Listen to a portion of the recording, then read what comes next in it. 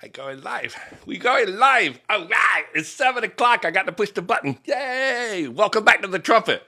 I'm so glad that we are getting ready to have another class. This one's going to be so super cool. This one is the Tower of Babel. And I mean to tell you, I'm just putting a study guide together for this one about the Tower of Babel. It's super, super, super good. And I'm so glad that people are pouring in. I'm going to take these headphones off in a minute as soon as I get a thumbs up and somebody tells me that you're hearing okay and that y'all can hear me. All right. What did we say right there? Good morning. All right. How are y'all doing? So glad that y'all are joining us again. I'm trying to keep up with all the little things scrolling. We've got our moderators on board, and I believe I've got this thing set up so that we can have a great study guide together on the Tower of Babel and right after Noah when he split up the land and all that. But the timing and the sequence on this is the Jubilee study. This is the Jubilee year, and we're studying the book of Jubilees. We're on chapter 10. There's 50 chapters in the book of Jubilees. And if you have not downloaded the study guide right here, go to my bio page real quick before we get started, because this one, I think it's like 6 or 7 pages. This one's really cool. You're going to want to read along with us, and you can go on my bio page and click on my link tree, and then click on View in Browser, and it's Study Guide number 10. And I've got it printed all out for you right there, and it's all the pages that we're going to be studying and working on. It's so super cool to do this. I can't have any of the people come in and start teaching with the class and all that stuff, so I have to refuse those things and decline those, but I certainly do. Let me ask you something. Is my audio coming through okay? Just give me that one real quick, and me and 180 people are getting ready to take off wide open. Congratulations. It is. Yes. I'm so glad to see y'all, and I took 1 week off. We missed last week. I had so many people contact me, and we went on a cruise. And I took 5 days off right in the middle of the week, and it felt so good. I got to tell you what, that was just a very relaxing thing. And we went on the smallest boat in the fleet, and we went with some friends of ours, and I thought, this is going to be time. It was so nice. Wasn't overcrowded or anything. It's super cool. But if y'all will go download that study guide number 10, I'm going to pull up the first page of it so that we can all get started, because there's a lot to cover in this chapter. It's pretty long if you've read it. And let me see. I'm going to push some buttons right there. I got to touch that. And then I got to touch that. Touch it. Touch it. Y'all bear with me, because y'all know I'm old, and we are going right here. That's going to be the first thing that you print off as a study guide, and it's the book of Jubilees 10, chapter 10, and this is the one where they talk about the watchers right at the beginning of it, and Satan is bartering with God about the watchers, and he's saying, hey, I want you to leave 1/10 of them here with me, and we're getting ready to cover all of that. It's like page 2 or page 1 right here. Let me go to it. Bow. There, that's right there. We're going to start talking about the watchers almost immediately. Again, this is the Jubilee year. It's 2025 is the Jubilee year, and we're going to be studying the book of Jubilees this whole year. And there's 50 chapters. I got so many things to tell you that are off subject, and I can't wait to just start rambling. Thank you so much. All right, so let's go right here. And thank you for the gifts. Thank you so much for all of this. I'm going to flip right over to this one page, and this is just a great, super great study, and I'm going to have to look down while I do it. That's why I put my head right there where those pictures are, and we're going to start talking about the watchers, which are literally right here in that paragraph. You see where it says the watchers right there? Man, they are getting ready to get locked away, and this is right after Noah. So when people go, where did the giants come from? We're getting ready to read to you about the watchers that were after Noah. So this is a very interesting timing. Understand, the ark is landed. We went over that in the last couple of Noah's dividing up the new land. We went over with Canaan and all of his indiscretions that he did. And now we're getting ready to see that the giants or the watchers or the Nephilim or their sons and all of that stuff, they're right here. They're right here, and it's after Noah. So we're going to jump into verse 4, and we're immediately going to jump into some action on this one. Y'all keep up with the timing now. This is after the flood. So many people want to know when the giants, where they came from. Right here, chapter 10. And in the 3rd week of this Jubilee, the unclean demons began to lead astray the children and sons of Noah, and to make them to error and destroy them. The sons of Noah came to Noah, their father, and they told him concerning the demons, which were leading astray and blinding and slaying his sons' sons. And he prayed before Yahweh, his sovereign ruler, and said, Yahweh, of spirits of all flesh, who have shown mercy unto me, and have saved me and my sons from the waters of the flood, and have not caused me to perish, you did as you did the sons of perdition. For your free, unmerited pardon has been great towards me, and great has been your mercy to my soul. Let your free, unmerited pardon lift up my sons, and let not the wicked spirits rule over them, lest they should destroy them from the earth.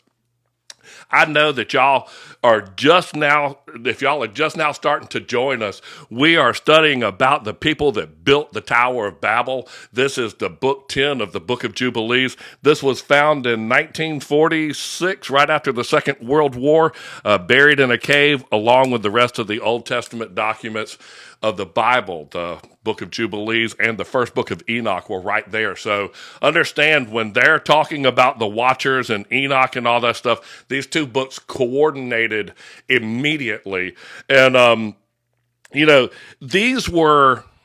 these books, some of the books were put in the Bible because they wanted them to be canonized. They wanted to know who wrote them and who the author was. We studied in the very first chapter of the book of Jubilees. It tells you who the author is and how Moses went up onto the Mount Sinai and met with God, and they wrote this whole tablets, and they were on tables. We studied that.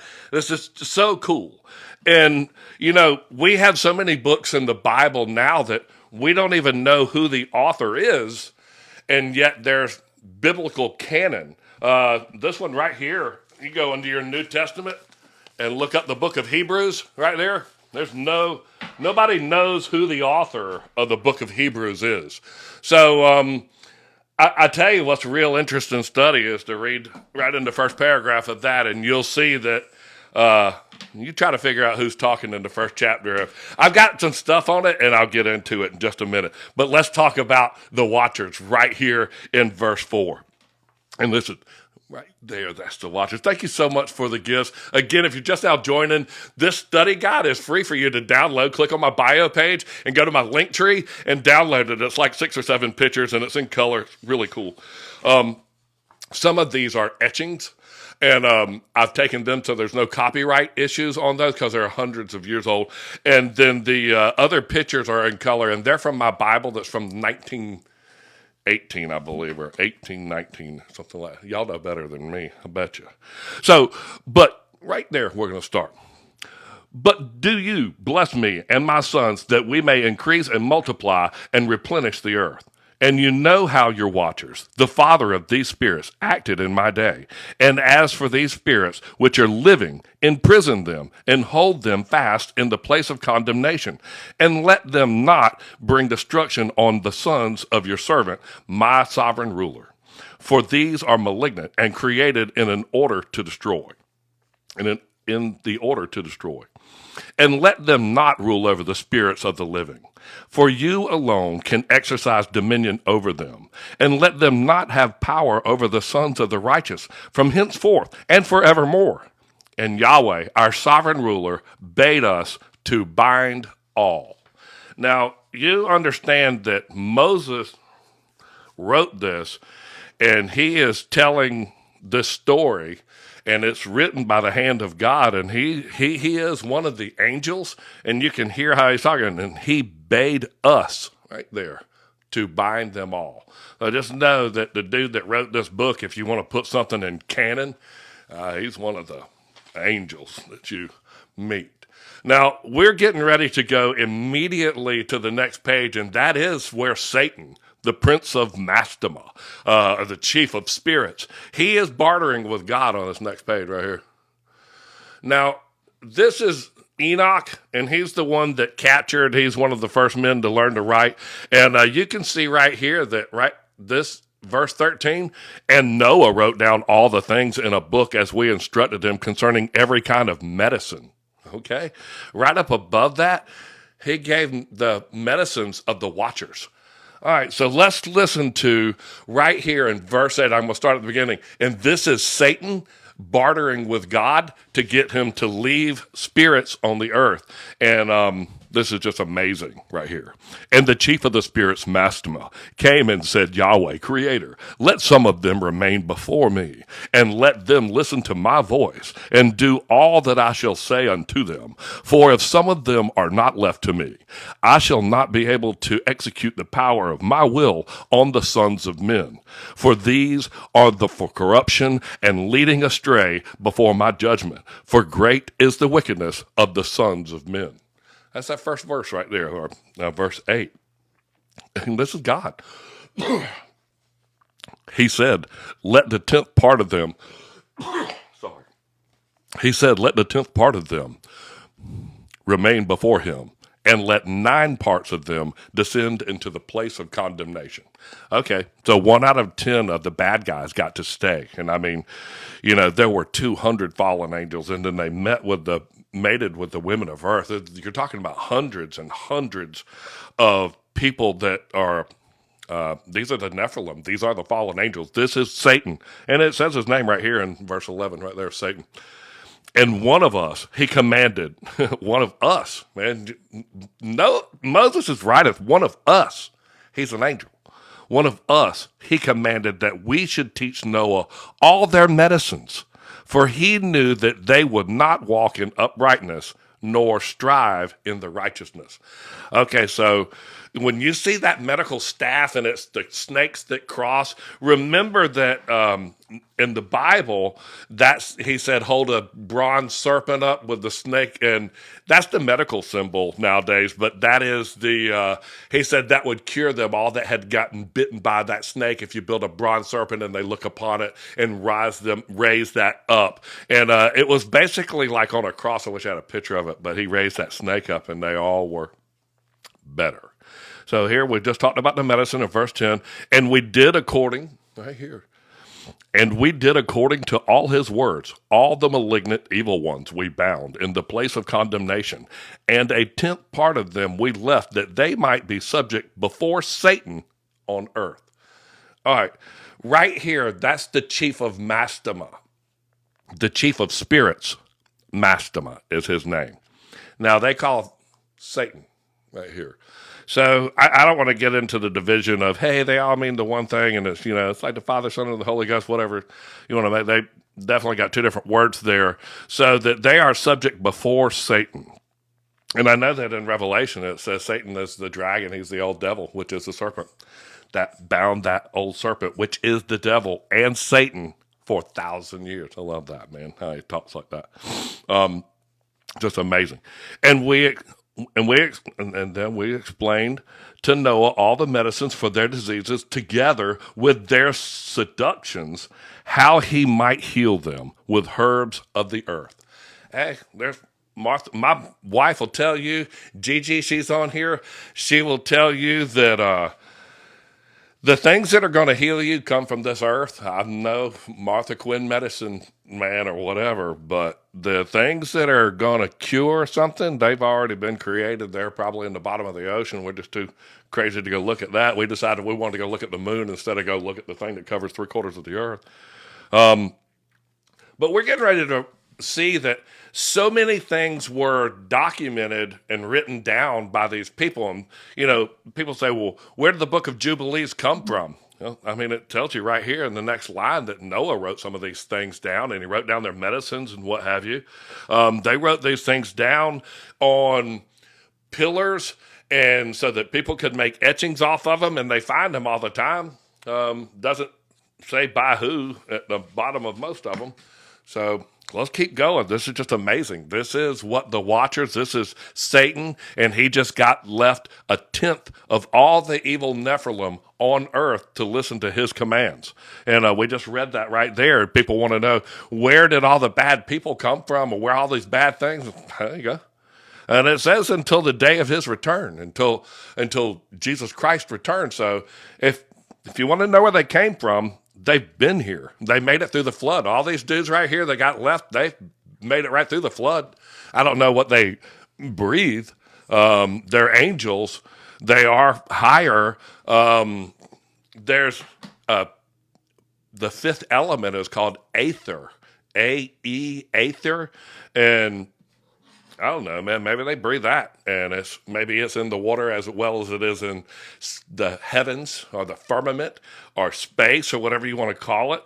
But they take these different angels and bind them, and people tell you what shape the earth is, and it's obviously a realm that has different layers, and I can see how it would be just hard to describe a shape of that.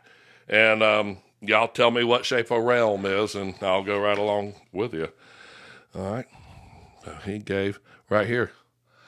And Noah wrote down all things in a book, as we instructed him concerning every kind of medicine. Thus the evil spirits were precluded from hurting the sons of Noah. Have y'all been penning? So do you think the four beasts are the four gospels? Yeah, it says that right there. An eagle and man and something like that. I walked by a church in Savannah and I took a picture of the door and it had all of those eagles. It said like Matthew, Mark, Luke, and John in that order. And they were, those four beasts were Matthew, Mark, Luke, and John. Jeff, thanks for asking that question. It's on the side of the church door in Savannah, Georgia. Me and Jill used to live literally right across from that big old cathedral and walked all through Savannah. I got a million stories to tell you about that. Love to tell them all day long. There you go. And he gave all that he had written to Shem, his eldest son, for he loved him exceedingly above all his sons. He's a favorite child. Look right here. I'm going to show you this thing. And I'm going to pull this map out, and I've got to stick it in front of me, but it's going to tell you, I'm going to coincide that story right now. Right there. Can you see it? That right there, those are the two towers, and that was written by Methuselah, Noah, and Shem.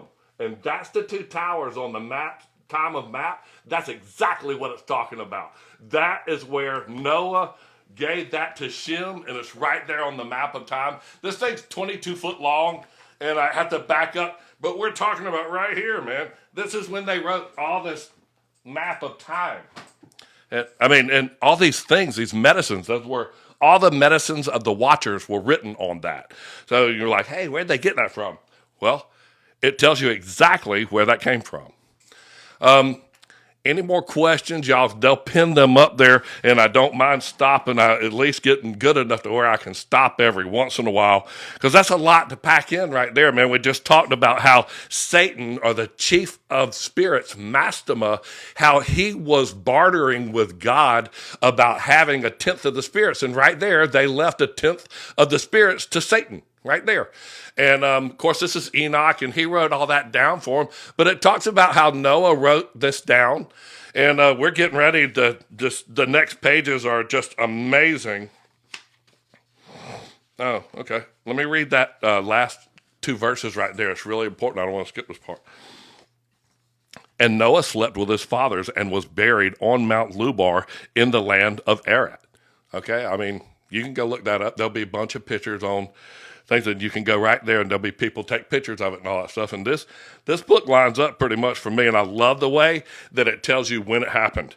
1,950 years he completed in his life, 19 jubilees and 2 weeks and 5 years. 1659 after man was invented, right there. So we're 1,659 years after man was created.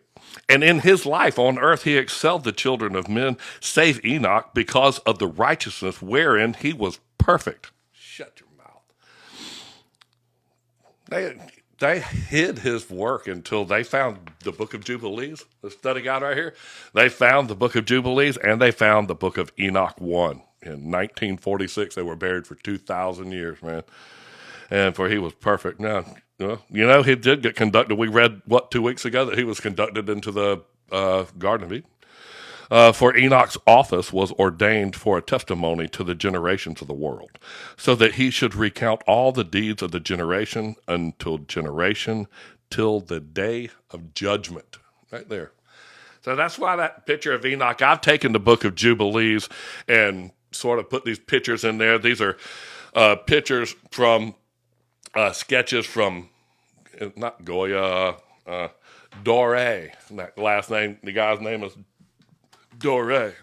I certainly hope that y'all have gone and downloaded the study guide. We've got 400 people in this room, and everybody should know that all of the study guide is on my bio page and my link tree, and go click study guide 10 off, and you can read right along with us. Right above that is the book of Jubilees. You can click on that and print it off for free. It's the book of Enoch 1. That's free. Some other things that I'm going to be putting on there. This is going to be for all my subscribers. I'm giving them this. This is the Melchizedek scroll right here. I put a lot of work into this one. And this is something that I'm going to be sharing. I'm going to do a Zoom call with my subscribers. This was found in the Dead Sea Scrolls. This was done by Melchizedek. I put the Bible, the pictures. I know this is all backwards. But we know that I know that Melchizedek was Jesus Christ. Okay? I mean, that's just as quick, as simple as you can. Bread and wine, and he was the guy. He came right out of Salem, and he says right there in the book of Hebrews that he was a priest in the order of Melchizedek, and that he had no beginning of days and no end of days and no father, mother, or genealogy. So that guy is one of those, and that's God/Jesus. And a lot of people go, you can't put them two together in the same book. Yeah, you can, because Satan is walking the earth right here in this one thing. We just showed you right there that Satan's walking the earth. And I just changed that page. Satan's walking the earth. And when Satan tempted Jesus Christ, he walked up to him, and Jesus said, "Thou shalt not tempt the Lord thy God." So you take that all day long. All right, we will be giving away 2 subscriptions. Oh, that's my wife. We got to where there was enough subscriptions we can give some of them away, and I'll be able to send you that Melchizedek scroll. We're going to do some work on that. Y'all are just going to trip out on that one right there for sure.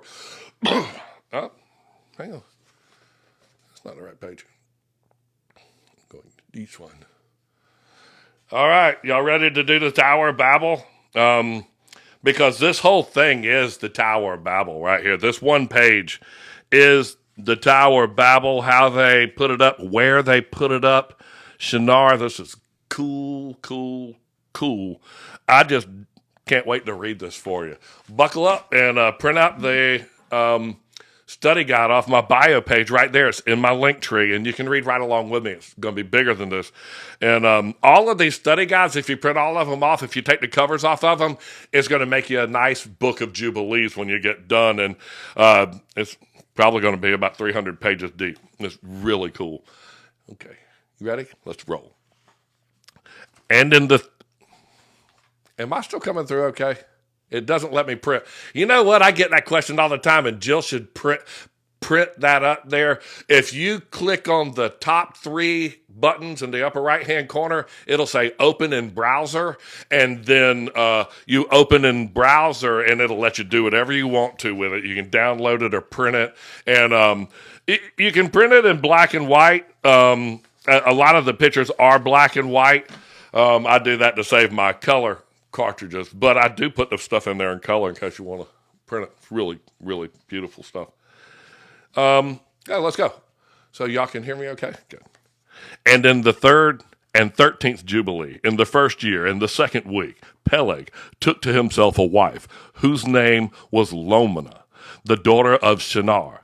And she bare him a son in the fourth week of this year, and he called his name Reu. And he said, Behold, the children of men have become evil through the wicked purpose of building for themselves a city and a tower in the land of Shinar. For they departed from the land of Ararat eastward toward Shinar. For in his days they built the city and the tower, saying, Go, let us ascend thereby into heaven. That's why they built the Tower of Babel. These are the fallen angels, the 10th of all that stayed there, and all the bad guys, all of them, they wanted to get back to heaven. They were the fallen angels, and there was, I mean, you've seen my text, man. God said, you're not coming back, and it's done. And he's, they left their heavenly abode. So let's keep going. This is the Tower of Babel. All of these pictures and all are from Dore, so feel free to zoom in and screenshot those. And those are all free. I'll put them on my website too. For they departed from the land of Ararat eastward. I read that. And they began to build. In the fourth week, they made brick with fire, and the bricks served them for stone. And the clay, which they cemented them together, was asphalt, which comes out of the sea and out of the fountains of the water in the land of Shinar. Okay, so that's tar. I mean, that's absolutely, they glued the bricks together with tar. I'm an age-old roofing contractor, and I can tell you that when you get tar on anything, my dad made me clean that stuff off of whatever it touched, it stuck to it, and it stuck together good. I can only imagine that would be a great mortar that would allow a lot of movement and flexibility in it. And I mean, when you think about being bricks and then being modular and the ground settling and that bitumen product being movable, that's really would be a great building product. And they built it right here. Let's go. And they built it. 40 and 3 years. Wow. From 1645 to 1688 after man, were they building it? Its breadth was 203 bricks, and its height of a brick was the third of one. Its height amounted to 5,433 cubits and 2 palms, and the extent of one wall was 13 stades, and the other was 30 stades. The thing was taller than the Burj Khalifa. When you add up all of those palm trees and all of that other stuff, I asked AI, and I should have put it in here, but it gives a foot of the height of it, and it was taller than the Burj Khalifa. I did a TikTok on it. That's absolutely huge. And it was a quarter of a mile wide. You can go to the Temple of Jupiter Belus, and it'll go to Iraq over there in Baghdad, and it'll go right to it, man. You can go see exactly where it is. And Yahweh, our sovereign ruler, said to us, Behold, they are one people, and this they began to do, and now nothing will be withheld from them. Let us go down and confound their language, that they may not understand one another's speech, and that they may be dispersed into the cities and nations, and one purpose will no longer abide with them till the day of judgment. Bam! Reset your live goal. I love it. Reset it. I might do it live. Oh, no, do that. Touch that. Reset it. I'm going to try to set up a new goal. I want to do that. Edit it. Set it. No, I don't want to do that. Y'all are so cool. Thank you for putting up with me. I put a lot of work into these study guides, and I hope that y'all appreciate them. My wife was just sitting there watching, and I was editing through and putting these pictures in, and I get so excited about reading just the truth of the matter. And live goal, I've been it. I hope that I'm doing good. We do appreciate you. Thank you so much. Y'all know that I really do appreciate hearing that. And I'm glad that we can study this together because I'm literally learning this. And thank you for helping me achieve all of the goals that I set. Y'all always do. And that makes me just come back, and I'm going to do this day in and day out, no matter what, because I love doing it. But this is just cool reading the truth, man. This is really cool. My subscribers, I certainly do appreciate that.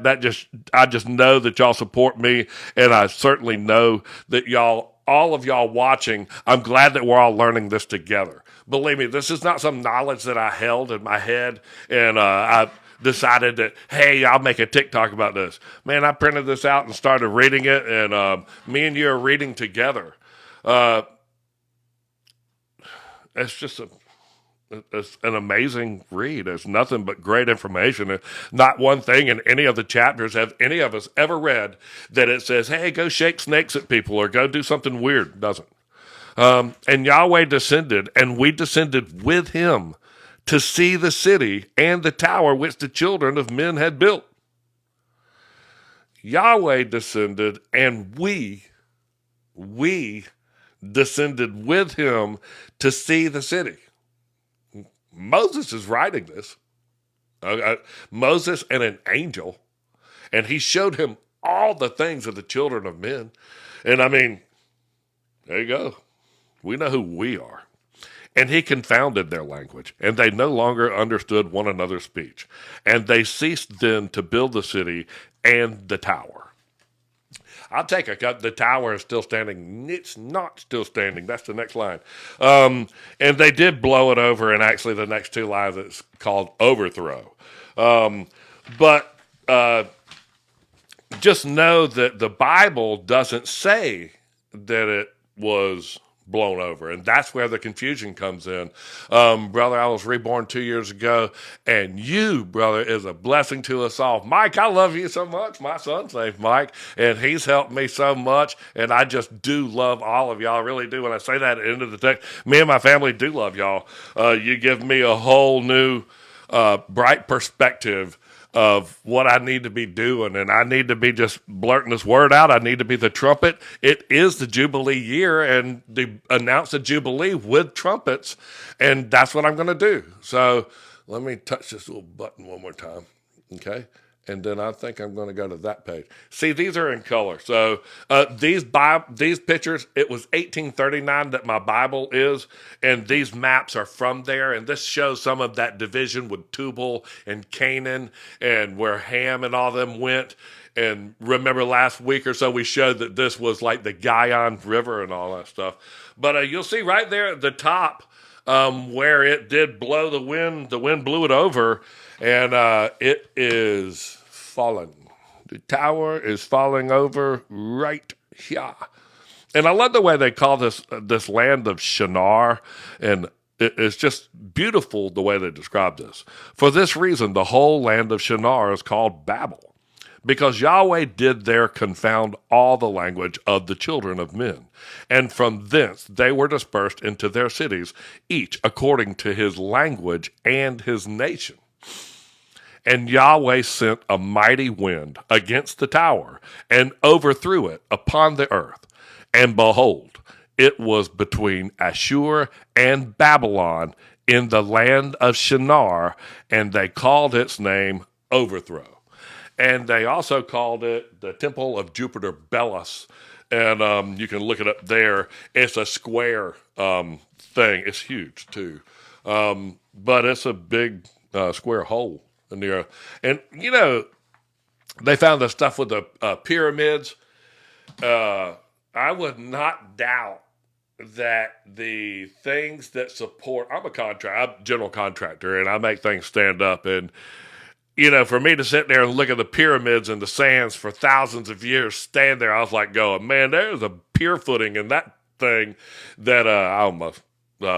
there's a pier footing underneath there that's keeping that thing still. You blow all that sand around you want to, but I tried to build stuff in the sand, and I assure you that stuff is under the pyramid.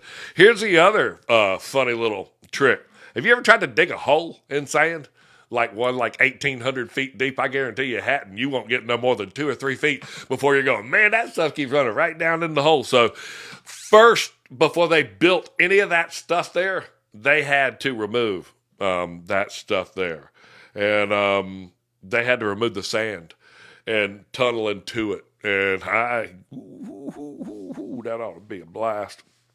But you're talking about giants, man. You're talking about the Nephilim. You're talking about, I don't know, they made Moses' spies look like grasshoppers. Now, I'm going to tell you something. I saw a grasshopper the other day, and if he had jumped on me, I would have lost it. And he was dead. That would have even made it better. But, Noah went out there, and Moses went out there and told the spies, he goes, you got God in you. And they came back and go, man, we look like grasshoppers. And he was like, you got God in you, man. If that grasshopper would have jumped up on me, I would have fallen over. I would have been the giant, and I would have just probably beat myself to death. And especially if that grasshopper jumped up and started repeating scripture when it was even doing its wings at me, I'd have died right there. And I was praying that it wouldn't wake up. I can be scared of that stuff. I don't care. I'm 6'3" and 250 pounds, and if you throw that little green tree frog, you throw one of them on me, and I'm gonna scream like a burnt little girl. I mean to tell you, buddy, I ain't. No way I'm going to put up with that. Thank you so much for all of y'all. Please go print this off my study guide if you haven't, off of my bio page, and download the study guide 10. Let me read right into here. We're getting ready to wrap right through the bottom of this. There's just a little bit left. And we got one more page, and then I want to go show you something that is super cool in the book of Hebrews. And me and you're getting ready to figure out who wrote the book of Hebrews. I can tell you. They said it has an unknown author, and I'm getting ready to point it out to you. You're going to love this. It's going to set something in you, in your Bible, that you can go open up, and it's going to be like reading one of the Dead Sea Scrolls, man, because everybody says that the authorship is unknown. And I'm gonna point out a couple of things to you, and then I'm gonna let you go read it, and you're gonna say, man. All right, let's get it right here at the top, in the top corner. I love y'all too. I sure do. Any questions? Somebody just follow me. Thank you so much for following me. I appreciate that. You see all these big people that do this for money. They don't follow anybody. It's because you don't get any credit for them. Like, you have to be found on the FYP page. I don't do that for this reason. I want to get this word out to you people. And whenever I follow somebody back, they're in synchronized with me. And a lot of times I'll follow you back. And I just want you to be with me on the same page, man. I don't care if they send me the half of a penny for that. All right, let's get right here at the top. For this reason, the whole land of Shinar is called Babel. Did I read some of this? It's called Babel because Yahweh did there confound all. I did just read that. Found out Yahweh mighty blew the wind over. And in the fourth week, 16:8 of the first year, 1688, in the beginning thereof, in the 13th Jubilee, were they dispersed into the land of Shinar. All right. Remember when I told you about timing? This is going to just blow you apart. All right, so Noah gets off the ark. Noah and his boys are rolling around, Ham and all. You get ready to find out right now.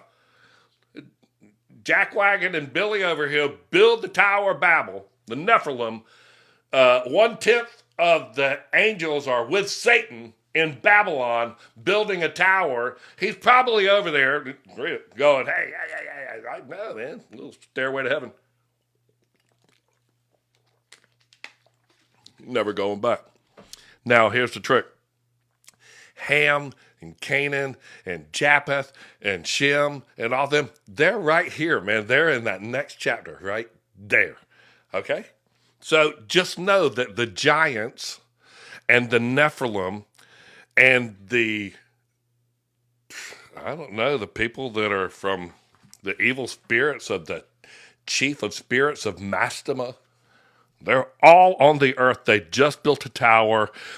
God knocked it over, and it's called overthrow now. Okay? So just know that's where the giants are come from? This is after the flood. People go, the flood killed everything. No, it didn't. It did not. I mean, Moses sent the spies out, and he was like, going, man, we like grasshoppers.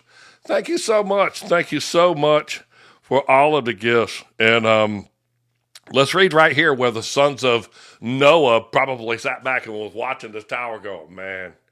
But in the first paragraph, it had said that the sons of Noah had sinned and their son's son. So, I mean, they were just a family feud right there. And Ham and his sons went into the land which he was to occupy, which he acquired as his portion in the land of the south. I love this piece right here. This explains that's why I put this in there. You see that piece right there where it says Canaan? Here's the story of Canaan. You can go over there and call it Israel. You can call it Palestine. You can call it whatever you want to. And Canaan saw the land of Lebanon to the river of Egypt. Bam! Paddy-taddy-yada. And it was very good. Yeah, I bet. Mesopotamia. And he went not into the land of his inheritance to the west, that is, to the sea.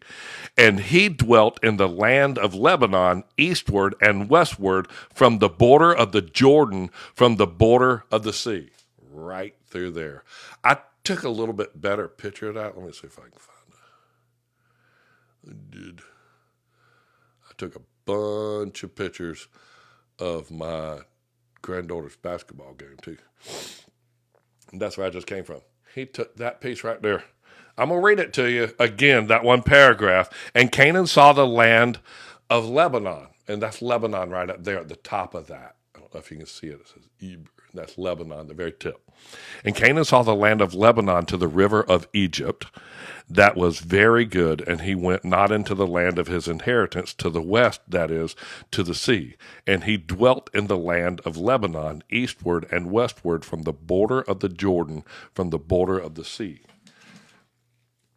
That's the Jordan River right there. And he dwelled in between that land.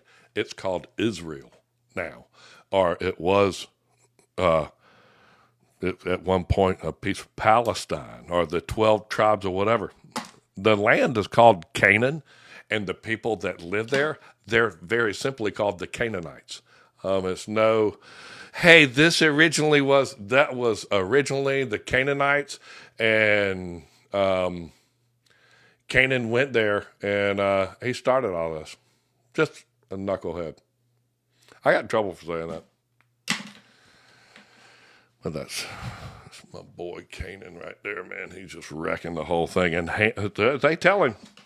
And Ham, his father, Ham is Africa and Cush. And Ham, his father, and Cush, you can see all them down there in Africa, and Cush, and Miriam, his brother, said to him, you have settled in a land which is not yours, and which did not fall to us by lot. Do not do so, for if you do so, you and your sons will fall in the land and be accursed through sedition. For by sedition you have settled, and by sedition will your children fall, and you shall be rooted out forever. That's Ham and Canaan. And he's talking to his son Canaan.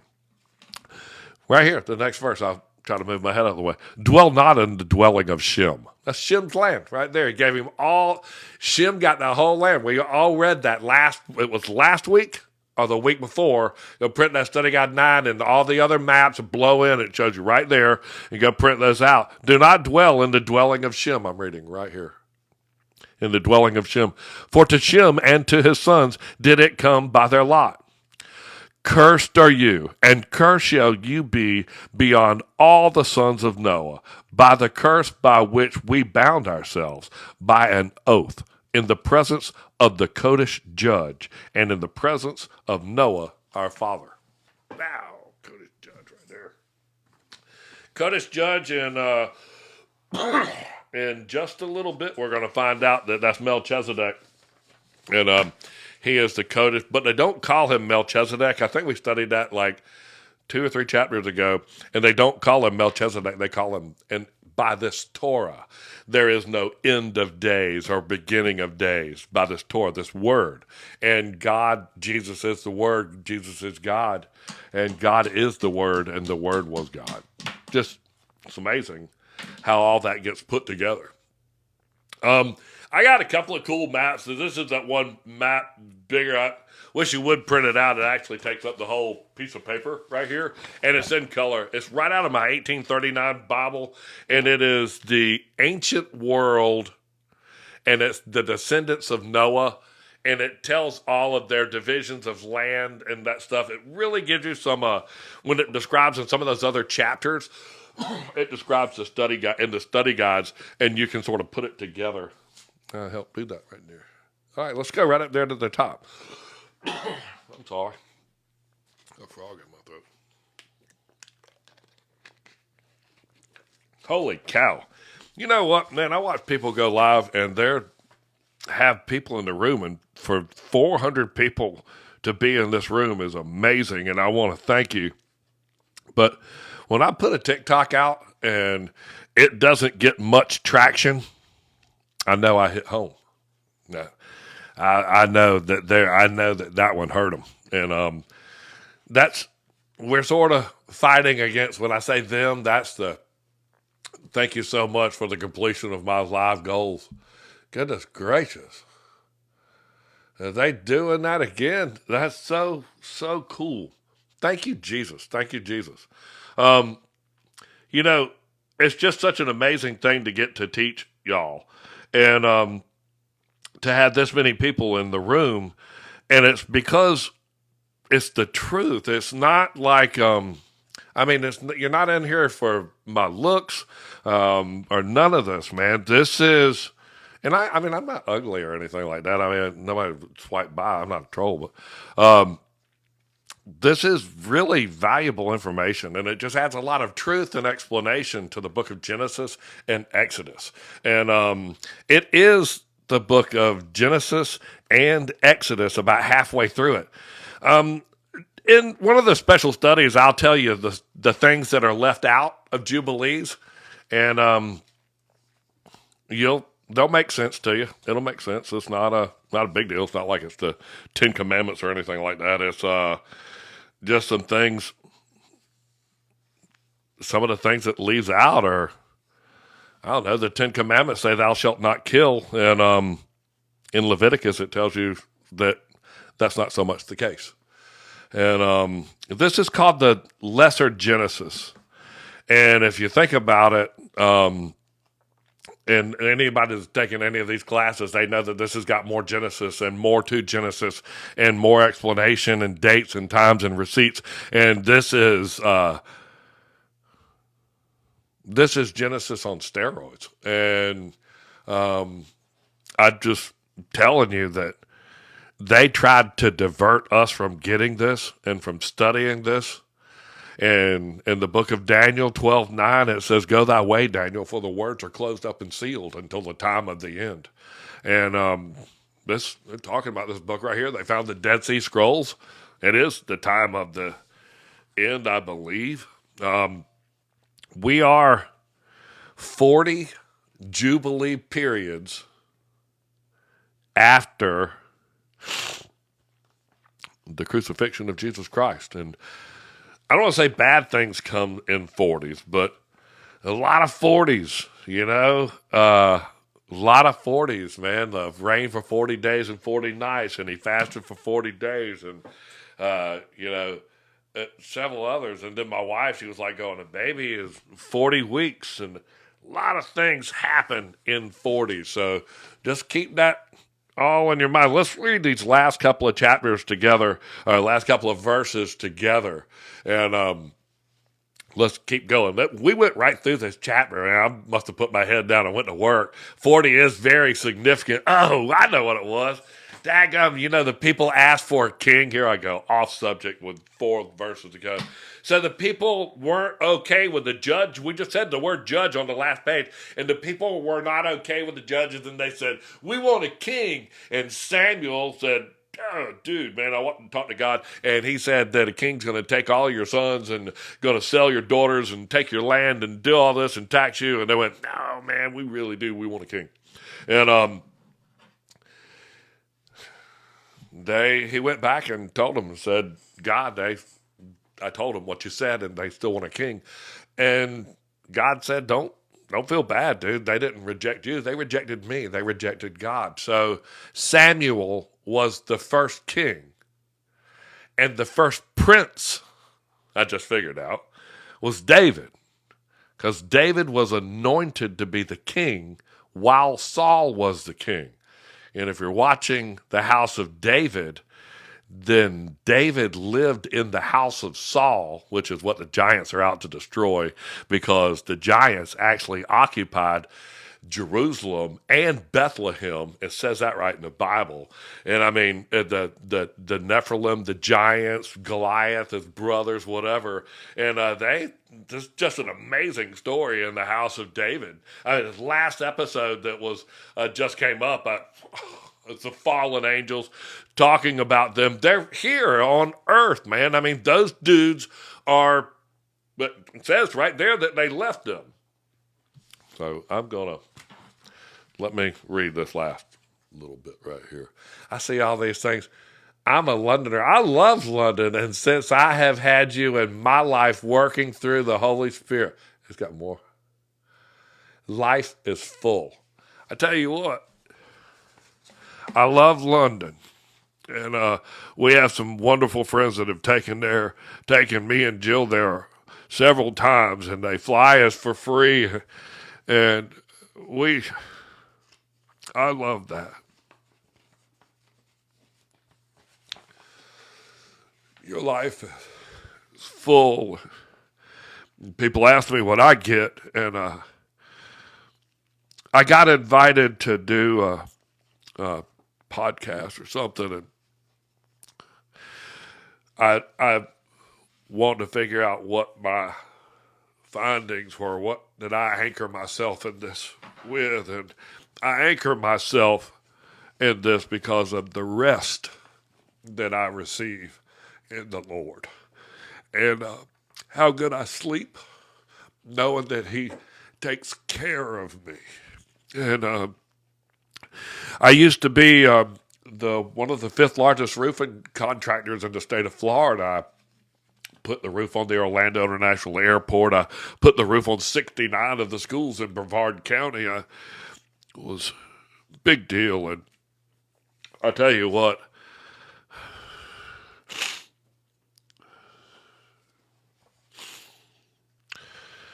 you can't think too much of yourself.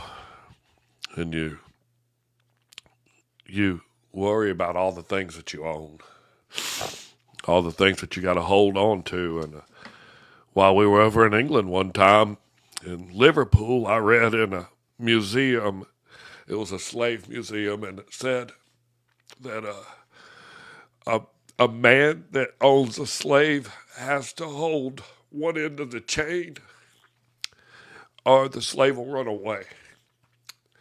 And it'll let you think that who's the slave? If you got to sit there and hold that chain the whole time, both of y'all are on one end of the chain and the other one's on the other end of the chain, and neither one of y'all can let go. One can't let go and the other one won't let go. You're both slaves. And as soon as I realized that I needed to let go of those chains that were binding me, I was holding the chain. And as soon as I figured out how to let go of those and realized that those things weren't ever mine, those things weren't mine that I was holding those chains on to, they weren't mine. Hey, dude, love you from the UK. My last account got closed. We can't preach. What? Y'all, Jill, let's get them light and figure out how to put more in the UK. I got some friends from over there, and I just love you guys, man. I do. I love going over there. It's just so relaxing to go to Europe, and those people appreciate life so much better, and they drive so much better than we do, too. I can tell you that. We can't drive around here. It's nothing, bunch of knuckleheads running into each other. Well, that's 400 people in this room. Let me read 4 more verses, and then I'm literally going to show you something in the book of Hebrews that's going to blow you away. But he did not listen to them, and dwelt in the land of Lebanon, from Hamath to entering of Egypt, he and his sons until this day. Yes, until this day. And for this reason, the land is named Canaan. It's written right there. And Japheth and his sons went towards the sea and dwelt in the land of their portion. And Media saw the land and the sea, and it did not please him. And he begged a portion from Ham and Ashur and Aprish, his wife's brother. And he dwelt in the land of Media near his wife's brother until this day. And he called his dwelling place and the dwelling place of his sons Media, after the name of their father Media. No, it was spelled different. Hey, that's chapter 10 of the book of Jubilees. If you take this cover page off right here, you will be able to build you a nice little Bible, book of Jubilees.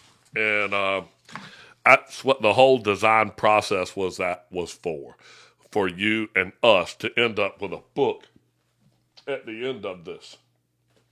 Now, I want to tell you something. This is the Melchizedek scroll that I did. And this is what I got to download. And I can't show you this close enough. Oh, I had a picture of it. Man, it was like somebody tried to wreck that on purpose.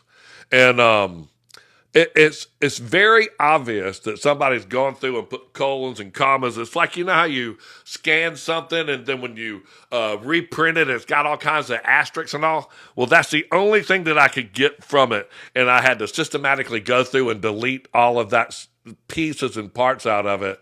And I did. And it absolutely came out to be an amazing work. I'm sending that to every one of my subscribers. And Melchizedek is Jesus, and this is Jesus. You can hear him talking all through it. Jesus talked so amazing. And, I've got to tell you, we finished with the lesson on lesson 10, and this is the part that I just get to lose it on right here. And I appreciate that. I appreciate y'all putting up with me. That's where I am.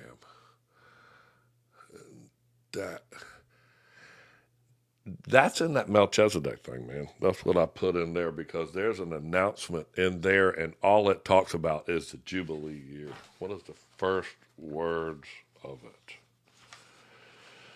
And concerning what Scripture says, in this year of Jubilee, you shall return every one of you to your property. Okay? And they announced the Jubilee with a trumpet. And this is the scroll of Melchizedek. First line is missing. This was found in the Dead Sea Scrolls. This is not the unrecognized book. This is from Qumran Scroll 1113, the Melchizedek scroll. That's Jesus Christ. So it very in depth. Every one of my I'm going to give my class to my subscribers, and we're going to do a class on that, and then I'll release it to the public and do some TikToks on it. You're just literally going to lose your mind whenever you realize that that's a scroll from Jesus. And in breaking that down, I found this. Let me find this. I found these one.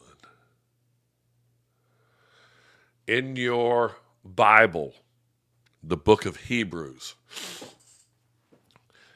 it says nobody knows who wrote this. Go look it up. They attest it to Paul, but it's not, and it's not any of Paul's writings, and they say the author is unknown. They say it is an epistle of Paul, but it is in no way Paul's style of writing, and he did not make the announcement that this is Paul, servant of God, or any of the things that he normally does. And he wrote a lot of the Bible. But the way he wrote, he told a story. And when you hear somebody telling a story, they say it in a certain way. And I want you to know that what I'm going to tell you right now in the book of Hebrews, you're gonna want to go read this for yourself. My Bible is moving around, man. Pages are flipping right here on it. Yeah, something's good coming right here for sure. The first chapter and the first part of the book of Hebrews, right there. I'm going to have to read this right off of the screen. For unto which of the angels said he at any time, Thou art my son this day? Have I begotten thee? And again, I will be to him a father, and he shall be to me a son. And listen, that's how Jesus Christ talks. And you read through this, you see where he's quoting the Psalms. That was just like when they said who in Matthew, when he said when Jesus, it's in red ink, and it says, who is the Messiah? And they said, oh, that's the son of David. And he goes, well, how is he a son of David? And he quotes the 110th Psalm. You can see right here, every one of these sentences are directly out of the Psalms. And again, and you ask anybody, any AI, you go ask the computers, whatever, who's speaking? God. God is speaking in the book of Hebrews and talking about rest. I was telling my father about Jill's father. He's the only father I got. My other father's gone, but he's here, and he's that old Pentecostal preacher dude, man. I love him so much. But bro, he when I was saying, man, I found rest and all that stuff, he goes, you sound like you're in the middle of Hebrews 4, boy. And I was like, what? And you go read Hebrews 4, and it's just like about the rest that you get in the Lord. Gee, that's it, man. That's it. That's what you get. That's what I want you to get. You can have all of the things that you want. You can think you have your life in control and you own everything and it's all paid for and you got money in the bank. But if you don't rest, you're missing it. I've been one of them big, fancy, big money people, and I grind all of them teeth right there. I used to grind them flat, just worrying about holding on to that chain. But you read right here in the book of Hebrews, and I'm going to read this one. And again, when he bringeth in the first begotten into the world, he saith, and let all the angels of God worship him. That pan thing's right away. I'm having to read off the screen. Oh my gosh. It's terrible. And worship him. And you can see right there at Psalms 97. Now, when it was reading this, when I read that one right there, and which of his angels saith, who maketh his angels spirits and his ministers a flame of fire? And right there, that's Psalms 104, who maketh his angels spirits and his ministers a flaming fire. Look, y'all take a picture of that. Screenshot that. I can tell you something, man. Is that right? Let me see what this one says. Yeah. Who maketh his son flaming fire right there. Every sentence of this, God is speaking. I slide my little puzzle piece over right there. Unable to verify, I'll do it again. Check. God is speaking. And nobody knows who the author of this is. Nobody knows who wrote this down. And I don't think that Jesus wrote this down. I took a art history test. And the final question, the final extra credit question was a piece of art, and it was in art history. It was a piece of art I'd never seen, nobody had ever seen before, that we'd never studied, and you had to know the artist's style and his way to capture it to answer the question. And I got it. I got it. I knew what it was. I knew his style. I know this style. This is right here. You can read it. It's right out of. But unto the Son he saith, thy throne, O God, is forever and ever. A scepter of righteousness is a scepter of thy kingdom. And there it is in the Psalms. He's quoting the Psalms as they're talking. And he says, which one of my sons has ever said this? Which one of my sons has ever done this? And they were thinking that David was the Messiah, that the son of David was the Messiah. They told Jesus Christ that in Matthew 23 or 24 at the very end of it. And it's because David lived on Mount Zion. I want a screenshot. Go. Screenshot. Pow, pow, pow. I got this whole thing. Let me see. I did that. I got this whole thing broken down all the way up to through the first chapter, and I did like the first 3 chapters. There's a couple of higher ones that are higher up. Screenshot that. Screenshot that. This other one's right there. Psalm 45.7. I'm telling you something. Just like that artist, and I knew that artist. I know this artist, man. I know that style. I know when he spoke,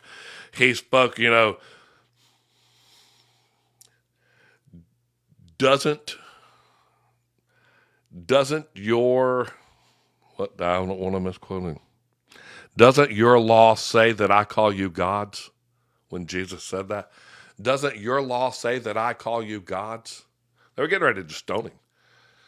And he said, doesn't your law say that I call you gods? And that was one of the Psalms. And, man, we just went through the book of Jubilees, and these have explained that Moses and Noah and all of these people got to see the generations and generations of their children and their sons and all the generations of life.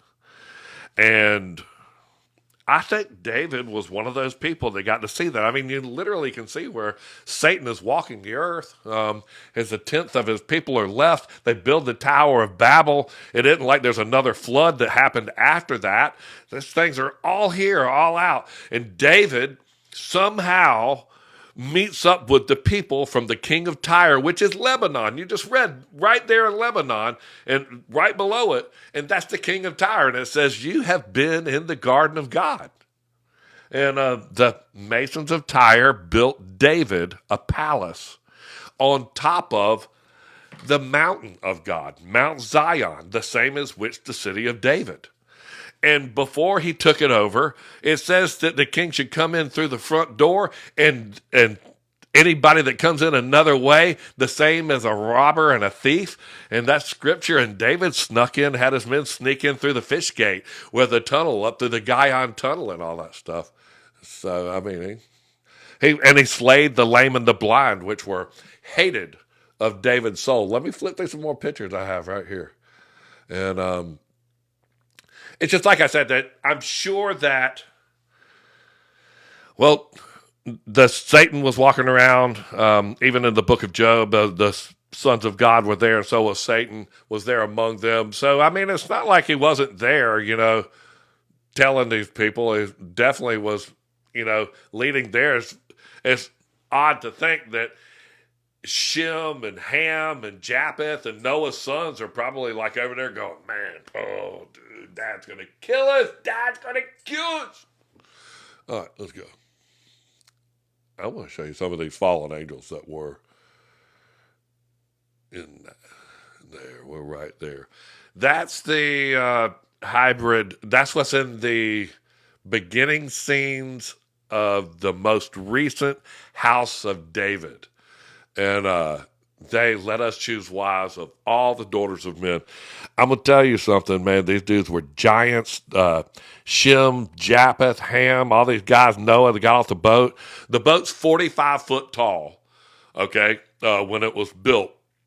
And it's 3 floors. So I'm thinking that everybody's about 15 foot tall, because you normally don't see a boat with 8 foot of headroom in here. And that's just what it was. And that guy right there, he's the leader of the chiefs of spirits, Mastema. He's the one that descended on all of them onto Mount Hermon, all the fallen angels. And that's the opening scene in the house of David. Um, you know, David was the second king. He led for 40 years. We talked about 40 a little while ago. Saul led for 40 years. David led for 40 years. Solomon led for 40 years. 3 kings in a row lead for 40 years? Okay. I mean, that's a sign that God even told him and said, you don't want a king, man. You sure? All right. You want a king? You order it, you eat it. And they got it. So when you start reading about when the Jewish monarchy started, the Jewish monarchy started with kings, and that's King Saul. So the very first king was Saul of 40 years, and while he was king, David was anointed the new king, so he was the prince, and he went and took over the mountain of God, and he lived in a palace on top of the mountain of God. And the altar of God, which is Mount Moriah, is 110 foot below where David's palace was built, the lower mountain, Mount Moriah, where Abraham went to go sacrifice Isaac. And that was his footstool. It was 110 feet down below. He used to overlook the temple complex. And when Solomon did the renovations to the house, he was 13 years building his house, twice as long as the house of the Lord. So, I mean, David and his son Solomon, both of them 40 years. Solomon writes all these Proverbs. David writes all of these Psalms. And in the New Testament, you can just see that they are sort of kicking David a little bit, man. They're like going, who says that? How can we, doesn't your law say that we call you gods? And, you know, how can David be his own God, sit at his own right hand?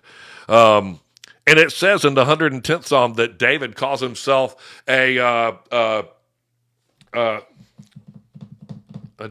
the order of Melchizedek, man. He just literally claims himself to be higher than the authority of God. And this house of David is really exposing that. I mean, they call him a bastard 10 times already in the seasons, that he was not illegitimate son, but he was an outcasted son. Even in the Bible, when it says that Samuel was presented the 7 sons of Jesse, and Saul goes, man, is this all you got? And he goes, no, there is another. And he's out in the field. Thank you so much for sharing this live out. I certainly appreciate that. And it says that he is the 8th son, but he was sort of ostracized. And we've read that, you know, David was a Moabite. Ruth was a Moabite, his great-grandmother. And it says in Leviticus that no Moabite shall ever enter the temple. And David was a descendant of the Moabites, of Ruth the Moabite. I think that's really odd that, hang on, I'll show you right here. In the book of Gad, you know how it says in like 2nd Chronicles, it says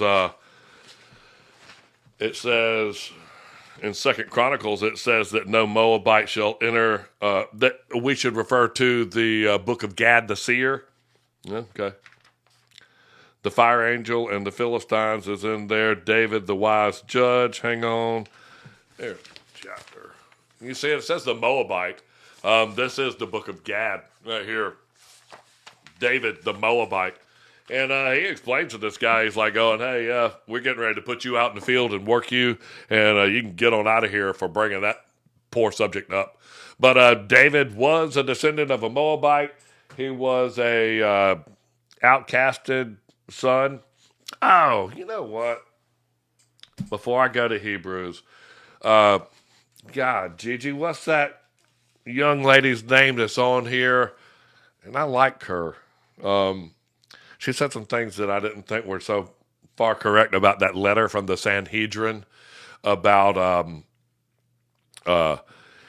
people address. Just know that they're talking about this coin and Cyrus and the third temple coin and all this stuff. I'm not in any way trying to be political about this whatsoever. I want you to know that.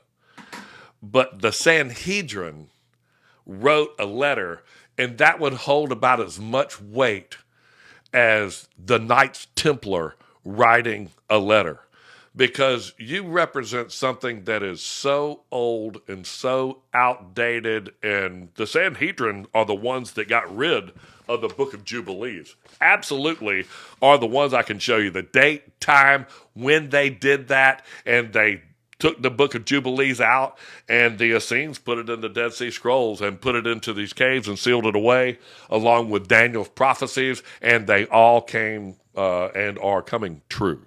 And Daniel's prophecies, I was looking at, I think Jesse, one of my buddies, and he was showing how in Daniel that they said that the Messiah would be taken, and then after that the temple would be destroyed, and then systematically in 70 AD, right after in Jesus Christ, in that same generation, the temple was destroyed. So that all happened. I want to jump over to the book of Hebrews, and I want y'all to know that read that and get your computer and ask it to compare the verses out of the verses of the Bible where it's similar pieces of the sentences written. And you'll find that it pulls from all of the books of Psalms. And in my reference Bible, if you ever go to get one of my reference Bibles or one of the reference Bibles like what I use, it says a couple of the Psalms over to the left-hand side in the columns, but there's none like what I just listed. And super unblinding to read it like that. You know, I'm colorblind, and I can't see red, the difference between red and green. And I got this, I had to paint a tree in my backyard. I got some overspray on it. I'll tell you a goofy story. And I got some white paint on the tree because I tied a piece of rope and accidentally got paint on the tree. So I went to Home Depot to get a can of paint to paint the tree with, and the can of paint that I got, being colorblind, green, red, I got forest green paint because stupidly I thought that might be what color a forest is. And so I go home with my can of forest green paint, and it has some black and it has some white so I can make it look like the mold and all that stuff. So I got my base layer of forest green down, painted on the trunk of this tree, and then I put some mold in it, and it looked amazing to me. I was beautiful. I remember, my daughter, she walked outside and just laughing her butt off, and she goes, "Daddy, the tree's brown." I said, "The tree's not brown unless it's dead. The dead tree's brown." She says, "No, the bottom half of it's brown and the top half of it's green." I never knew that. It was like 40. But we have nowadays, colorblind glasses, and I own a pair of them. And when you put them on immediately, it doesn't make everything fix. And if you sit there with the glasses and it doesn't, it doesn't. When you wear them for a little while and you start to correct, I start seeing how splendid and how so many different colors there are. I don't see a bunch of different shades, but I see a lot of different colors and different shades of it in those glasses. And I have to tell you that my latest findings and the things that I've been reading and how the Psalms are woven through the New Testament and how the people, the disciples, and how Jesus / God were saying these words about the temple and tear the temple down. And it didn't like they said, "Hey, and there's one little good piece in the middle of that." Man, that was not supposed to ever happen. And in the book of Jubilees, I think it's in the next chapter or two, the angel told Jacob, quote, do not build this place. And they did. They built it. But me understanding that the Psalms are written all throughout like Hebrews, and as anytime Jesus is talking, just doesn't your law say that I call you gods? Your law say that I call you gods? Your law. Man, that rang in my head. He knew something they didn't know. Doesn't your law say that I call you gods? He knew that David wrote that. He knew that there was a flaw in it. He pointed it out. All scripture is good for teaching and rebuking. And it's just the colorblind glasses that I'm wearing now. And colorblind is the way I like to be. I get people sometimes, they tell me, hey, what color was Jesus? I don't know. What color is your soul? That's what color your soul is what you need to be focusing on. I have no name. I have no name, he said. I have no name. You'll be given a new name at the end. I have to rebuke Satan every day. I tell you what, I was actually watching this guy's podcast, and he was saying that he has to wake up every day and then like start over because of this Kabbalah thing that he was following, and he has to decide that he's going to take over the world again every day. And I'm trying to understand what these people are trying to say and what they're trying to teach, because it doesn't. Thank you, everyone, for being here and all the shares and tabs. And thank you so much for writing that. Kate Nicola is one of my moderators, and she keeps these things on track for us. I certainly appreciate all of that. She's always willing to help, too. All right. Well, it happens every day at 9 a.m. I want to do that. How can I know if I'm saved? Well, I tell you what, you have a hunger and a thirst for knowledge about this, and you sitting here listening, you need to be found working. I want to be found working. I pray that I want to be. I pray that I want to be found alive in His return, and I want to be found working, giving meat in due season. And you should pray that too, man, that you should be learning and working in Him, and you're working in Him right now. And that is going to be, if He were to come right now and you were working in Him, that's what He said do. So, I'm not going to say, hey, you're saved or you're not saved, but you're actually doing the right thing right now. And, thank you so much for that. Exactly.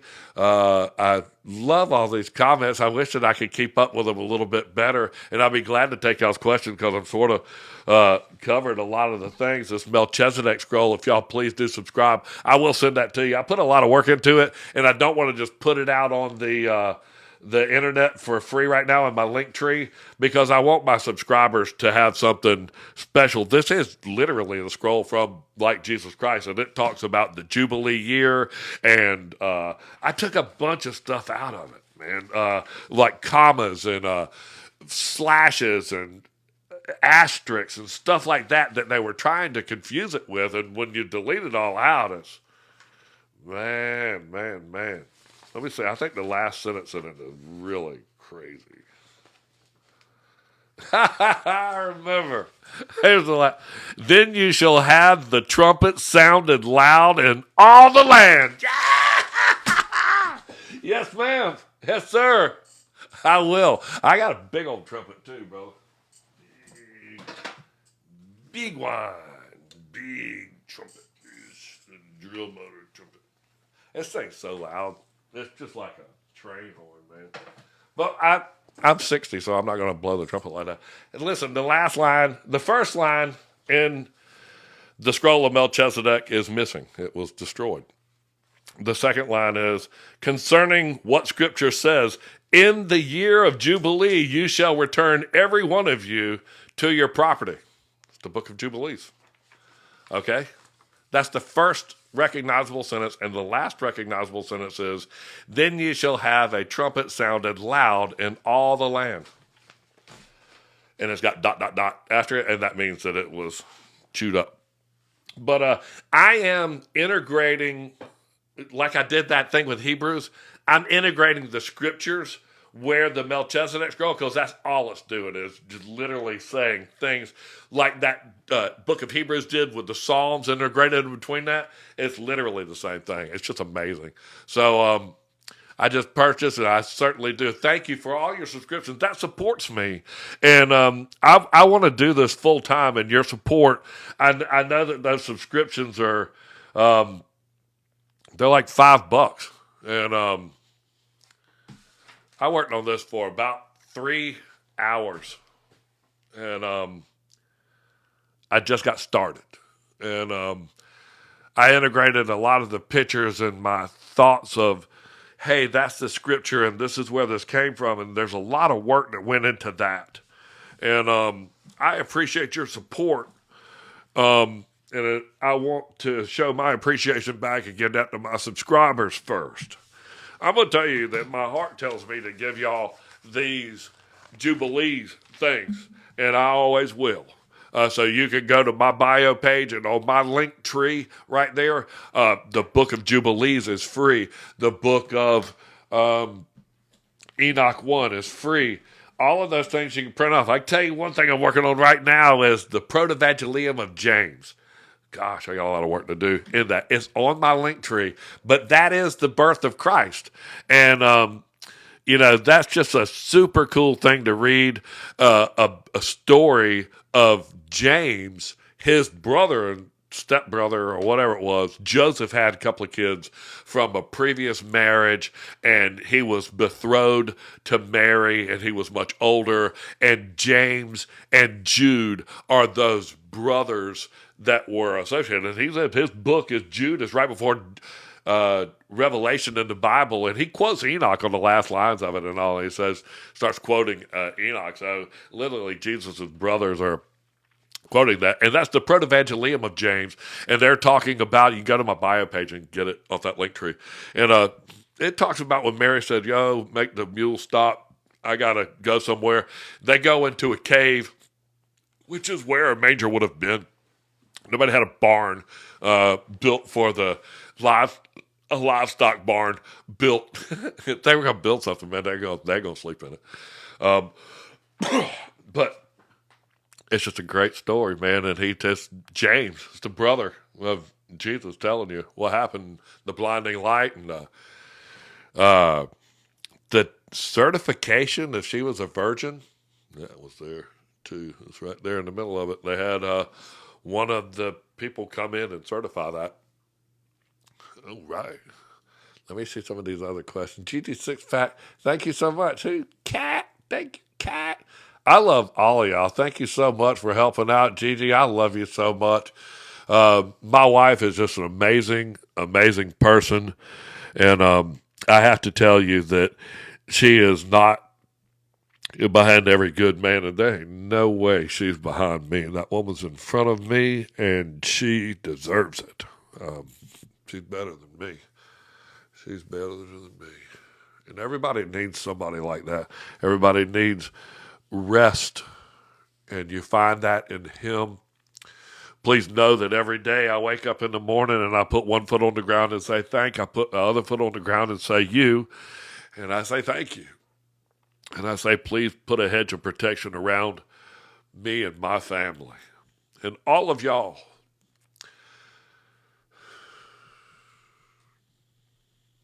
And I ask him, please, Lord, let me see this world through your eyes. And recently he's put on these colorblind glasses, and he's let me see how David is an integral part of this whole thing. And he was a king, and a king reigns, and it wasn't exactly 1,000 years. It was a millennial reign.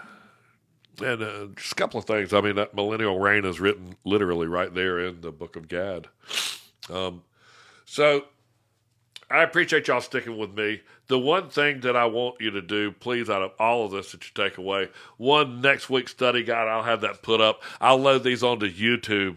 But I want you to go reread the book of Hebrews or get to 4. If you want to know what I get out of it, read chapter 4 of the book of Hebrews about rest. And if you wake up at 3 o'clock in the morning, you get woke up. That's very hard to do. I want you to get up.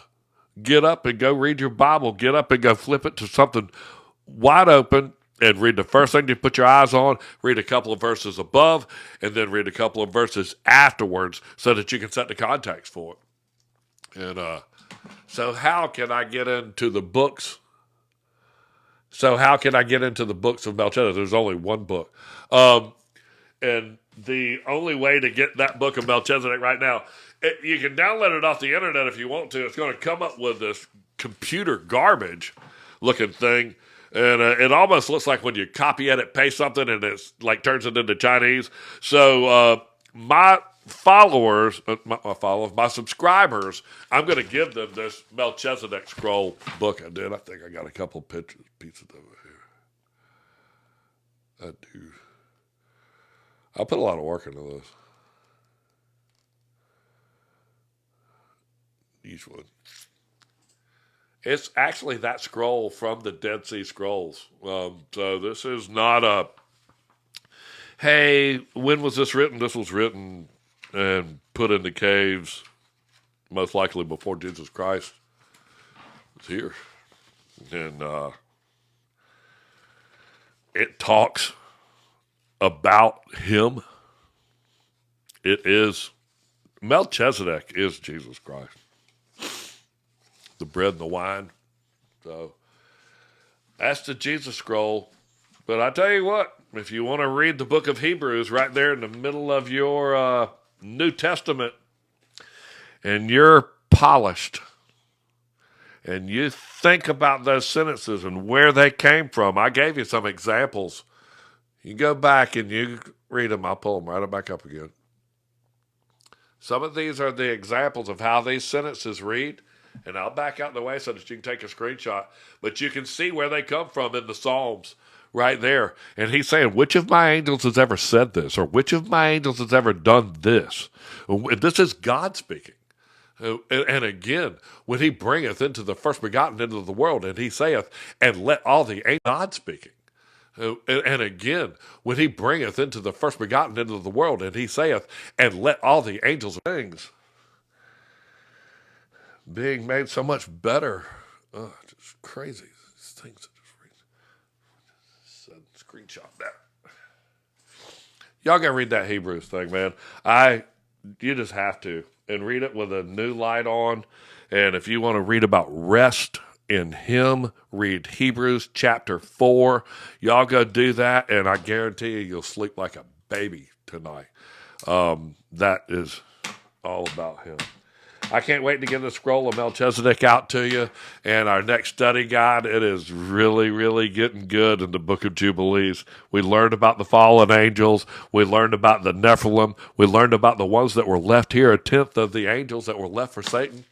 And we learned about the Tower of Babel and how Ham and Noah and his sons all dispersed after the Tower of Babel. And the book of Jubilees is where we get the Tower of Babel falling over. The Holy Bible doesn't say that it fell over.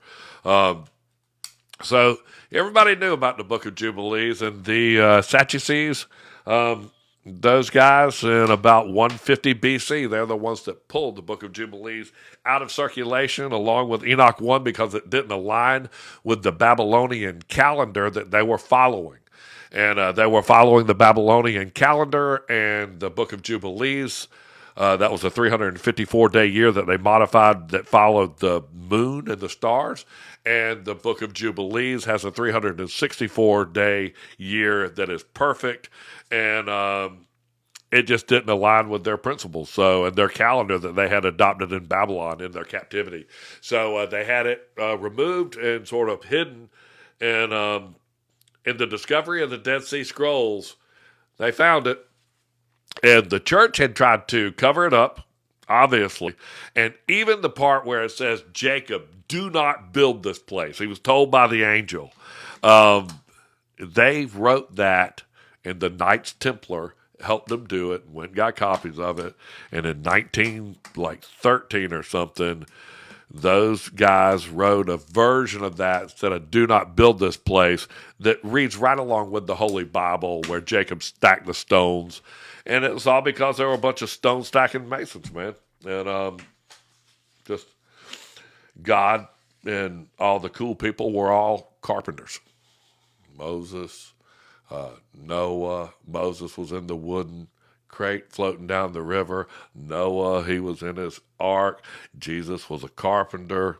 Jeez. Wood, not stone. That's what I'm going to leave y'all with. Please go read the book of Hebrews. It's right in the middle of your Bible. Nobody knows who wrote it. And it's just going to be a wonderful, wonderful, with the Jesuits' probability. The Jesuits and all, they were there with the Jebusites, The Jebusites were there with the lame and the blind. And I know that there's a small relevance between that, but those dudes were all, the lame and the blind, they were there with Melchizedek, man, and they were all there to gain water from the Gihon Springs, to get the bread and the wine that came out of Salem, Jeru, is what the name of it used to be. And it was almost like a stopping ground, man, where the Gihon Springs was a place to refuel. And the people would come down, all the lame and the blind, and the people would give them, they would give bread and wine, and the people would give them, like Abraham would give them, like a tenth of their spoils. And that was the supportive community. And when David, he took over that, he went and slayed the lame and the blind. So I don't think too much of him for doing that. And let me see. Thank you for your subscriptions and gifts. My gosh, y'all are just amazing. I don't even know how y'all push the like button that many times. And I just certainly appreciate it. I'll have all those things put together for you. If you have any questions, please email me, text me in that message or something like that, because I love to speak with y'all. I will absolutely get on the phone with you and talk with you for as long as you want to. I'll text you. I'll get on a Zoom call. I can arrange a Zoom call on my phone, and I'll get in and talk with you or your whole church group. I don't care. I love to talk, and you're never going to shut me up. So just remember that. Do you think the seal opens every 1,000 years? I do not. I do not. I do not. I love y'all so much. Thank you so, so much. And I love you. And in Jesus' name, y'all have a blessed day. Y'all have a blessed day.